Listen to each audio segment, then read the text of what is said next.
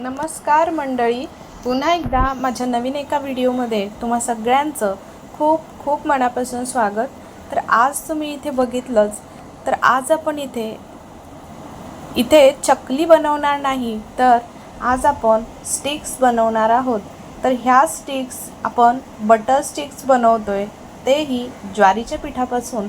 तर अगदी छान महिनाभर टिकणाऱ्या, तसेच मधल्या वेळेत मुलांना खाण्यासाठी असो किंवा आपल्यालासुद्धा मधल्या वेळेत काही ना काही चटरफटर लागतच असतं, चकनासुद्धा तुम्ही म्हणू शकता याला.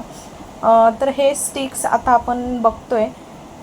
तर ह्याच्यामध्ये आपण तेलाऐवजी बटरचा वापर करणार आहोत. तर अगदी तुम्हाला मी एक इथे तोडूनसुद्धा दाखवते.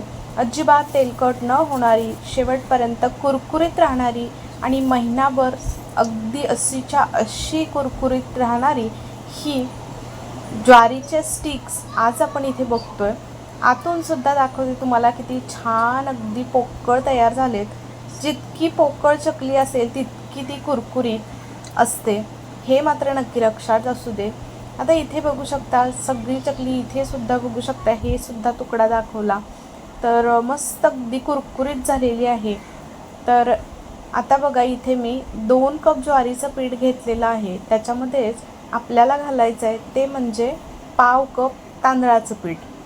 तर त्याच्यासोबतच इथे काही मसाले घालायचे आहेत. तर त्यामध्ये धनाजिरा पावडर 1 चमचा घातली आहे, हळद पावडर अर्धा चमचा घातली आहे आणि मोठा 1 चमचा भरून इथे मी मिरची पावडर घातलेली आहे. ओवा घातला 1 चमचा हातावरती चोळून थोडासा, त्याच्याने स्वाद छान येतो. त्याच्यानंतर त्याच्यामध्ये चवीनुसार मीठ घातलेलं आहे. त्यासोबतच आपल्याला त्याच्यामध्ये 2 चमचे तीळ घालायचे आहेत. सगळं आपल्याला या पद्धतीनं बघा मिक्स करून घ्यायचं आहे. आता इथे मी मिक्स करून घेतल्याच्या नंतर हे जे बटर आहे, तर हे बटर मी छान अगदी कडकडीत गरम करून घेतलं आहे. इथे तुम्ही तेलसुद्धा वापरू शकता, पण बटर आज इथे मी बटर वापरलेलं आहे. बटरनी चवसुद्धा खूप छान अजून मस्त येते. तर 4 चमचे बटर घेतलेलं आहे, ते छान कडकडीत गरम करून घेतलं आहे आणि ते आपल्याला या पिठाला सगळ्या चोळून घ्यायचं आहे. इथे बघू शकता छान असा याचा गोळा म्हणजे असं हातावरती बनतोय छान अगदी मुटका. तर फुटत नाही लवकर. तर अगदी छान परफेक्ट आपलं हे बटर मस्त पिठाला लागलेलं आहे. आता इथे 1 कप मी पाणी गरम करून घेतलं आहे, उकळतं पाणी आहे ते.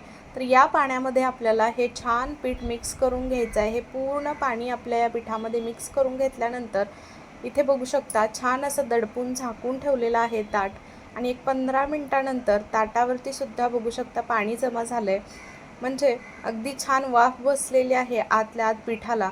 त्याच्यामुळे आपली चकली कुठेही तेलात सुटणार नाही किंवा शेवटपर्यंत नरमसुद्धा पडणार नाही. अशीच्या अशी कुरकुरीत राहणारी आणि झटपट तयार होणारी ही चकली तयार होते. इथे आता आपल्याला बिलकुलही पाण्याचा वापर करायचा नाही आणि अगदी जितकं जमेल तितकं छान अगदी पीठ मर्दून मळून घ्यायचं आहे. जसं आपण भाकरीचं पीठ मळतो अगदी त्या पद्धतीनंच. आणि ज्वारीचं पीठ असल्यामुळे इथे गरम पाणीच वापरावं, ज्याच्याने छान अगदी चिकटपणासुद्धा येतो आणि आपली चकलीसुद्धा बघू शकता मस्त अगदी तयार होते. इथे आता चकली तर बनवणार नाही, आपण स्टिक्स बनवतो आहे. पण चकली जर बनवायची असेल तरीसुद्धा तुम्ही या पद्धतीनेच बनवू शकता. कुठेही चकली तेलत सुटतसुद्धा नाही किंवा नरमसुद्धा पडत नाही. तर नरम पडू नये यासाठीसुद्धा मी काही टिप्स सांगितलेल्या आहेत. म्हणजे गॅस कसा असावा चकली तळताना किंवा चकली तेलात सोडल्याच्या नंतर, सगळं काही सांगितलेलं आहे. तर व्हिडिओ अगदी शेवटपर्यंत बघा. तर इथे बघू शकता मर्दून छान एक गोळा काढून घेतला पीठ तयार झाल्याच्या नंतर त्याच्यातील. इथे बघू शकता तो एक गोळा छान मर्दून घेतलेला आहे. आता इथे सोऱ्या घेतलेला आहे. या सोऱ्यामध्ये बघा जी चकती वापरतोय आपण, तर त्याचं जे खरखरीत भाग असतो तर तो आतल्या साईडला आपल्याला घालायचा आहे आणि जी स्मूथ बाजू असते ती बाहेरच्या साईडला ठेवायची. तेल पूर्ण या सोऱ्याला लावून घेतलेलं आहे सगळ्या बाजूनी. आता हा गोळासुद्धा आपल्याला याच्यामध्ये भरून घ्यायचा आहे. इथे थोडंसं अजून कमी पडतोय म्हणून मी अजून एक गोळा छान बनवून घेते आहे. तो सुद्धा गोळा या सोऱ्यामध्ये भरून घ्यायचा आणि अगदी बघू शकता थोडंसं वरती जागा शिल्लक ठेवायची, म्हणजे आपला जे झाकण आहे ते सुद्धा आरामात बसलं जाईल. आता बघा या पद्धतीनं इथे तुम्ही ताटावरती किंवा चॉपिंग बोर्ड असतो आपला त्याच्यावरती सुद्धा पाडू शकता. इथे आता मी चॉपिंग बोर्डवरती पाडून दाखवते, पण याच्यापेक्षा सुद्धा मी अजून एक नवीन पद्धत तुम्हाला सांगणार आहे. जास्तीची मेहनत न घेता अगदी झटपट आणि काहीही गोष्टी खराब न होता डायरेक्ट आपण पुढची प्रोसेस करणार आहोत. आत्ता जी आपण हे चॉपिंग बोर्डवरती ठेवलेलं आहे, काढलेले आहेत ही चकलीचे स्टिक्स जे आहेत, तर त्या आपण तेलामध्ये तेलसुद्धा इकडे साईडला गरम करायला ठेवलं होतं, कडकडीत गरम झालेलं आहे. या तेलामध्येच आपल्याला ह्या स्टिक्स ज्या आहेत तर त्या सोडून घ्यायच्या आहेत. या पद्धतीनं सगळ्या एकाच वेळी टाकायच्या. अजिबात तेलात सुटत नाहीत किंवा तेलामध्ये विरघळतसुद्धा नाहीत. बघू शकता तेल अगदी कडकडीतच ठेवायचं आहे आपल्याला. आणि जेव्हा थोडंसं बघा बुडबुडे कमी झाले त्याच्यानंतर आपल्याला हे पलटी करून घ्यायचं आहे.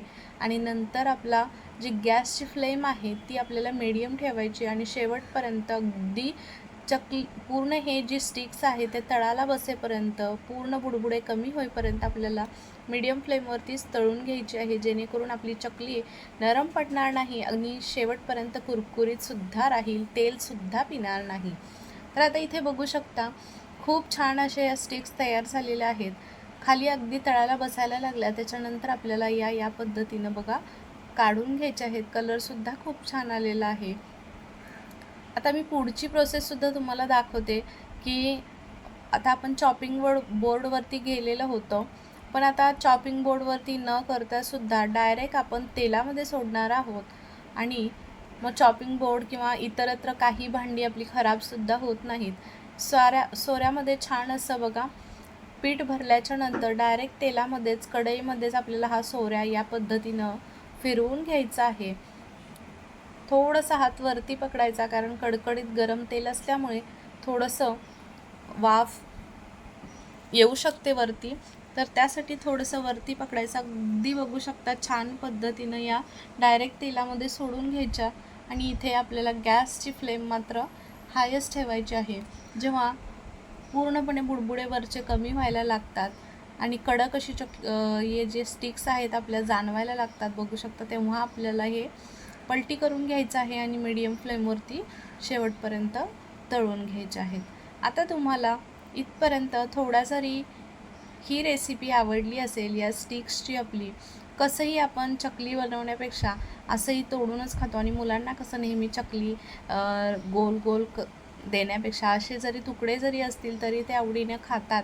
आणि पूर्ण एक वेळा काही चकली तुटली तर थोडंसं खातात, बाकीची तशीच ठेवतात, तर ती चकलीसुद्धा अर्धवट तशीच राहते. त्याच्यापेक्षा हे सुद्धा मस्त आहे. आणि असंही बाहेर आपण खातो तेव्हा तर आपल्याला असे स्टिक्सच भेटतात बऱ्यापैकी. तर हे सुद्धा बघा दुसरी बॅचसुद्धा मी तुम्हाला दाखवली आणि हे सुद्धा काढून घेऊया. इथे बघू शकता सगळं आपलं तयार झालेलं आहे. पुरणाची चाळण आहे तर ही पूर्ण भरून बघू शकता इथे आपल्या या स्टिक्स तयार झालेल्या आहेत. अजिबात कुठे तेलकट झालेल्या नाहीत आणि आवाजसुद्धा ऐकू शकता तुम्ही. अगदी छान कुरकुरीत झालेल्या आहेत. तुम्हाला मी तोडूनसुद्धा दाखवते. अगदी पोकळ छान झालेले आहेत. त्याच्यामुळं शेवटपर्यंत अगदी संपेपर्यंत कुरकुरीत राहतात, तसेच कुठेही नरम पडत नाहीत अजिबात. आता फक्त ठेवताना मात्र पूर्णपणे थंड झाल्याच्या नंतरच आपल्याला हवाबंद डब्यामध्ये भरून ठेवायचे आहेत, जेणेकरून त्या अजिबात मऊ पडत नाही. अगदी बघू शकता पोकळ मस्त झालेली आहे चकली. काटेसुद्धा मस्त आलेले आहेत. तर हे आपलं 2 कप ज्वारीचं पीठ होतं, तर ज्वारीच्या पिठापासूनची ही चकलीची रेसिपी तुम्हाला कशी वाटली, आवडली का? आणि आवडली असेल, बटर घालून आपण ही बटर स्टिक्स बनवलेल्या आहेत. तुम्हाला नक्की आवडली असेल तर नक्की कमेंट करून सांगा. आणि आपल्या चॅनलवरती अजून कोणी नवीन असेल, अजून सबस्क्राईब केलं नसेल तर नक्की सबस्क्राईब करून त्याच्या पुढील बेल घंटीसुद्धा दाबा, म्हणजे माझे छान छान व्हिडिओ तुम्हाला रोज पाहायला भेटतील. आणि आता तसंही मुलांना सुट्टी पडते किंवा एक्झाम चालूच आहे, तर असंच बाहेरून आल्याच्या नंतर काहीतरी हलकंसं असं खावंसं वाटतं. आणि जास्त पाणी पिऊन उन्हामधून आल्याच्या नंतरसुद्धा जेवण जात नाही. अशा वेळी काहीतरी अशा पद्धतीनं तुम्ही बनवून ठेवलं तर मुलंसुद्धा आवडीनं खातात, आपणसुद्धा खाऊ आवडीनं. तर चला, रेसिपी आवडली असेल तर नक्की एक व्हिडिओला लाईक करा आणि सबस्क्राईब करून घ्या, कमेंट करूनसुद्धा सांगा. चला उद्या पुन्हा भेटू अशा छान रेसिपीसोबत. तोपर्यंत बाय बाय.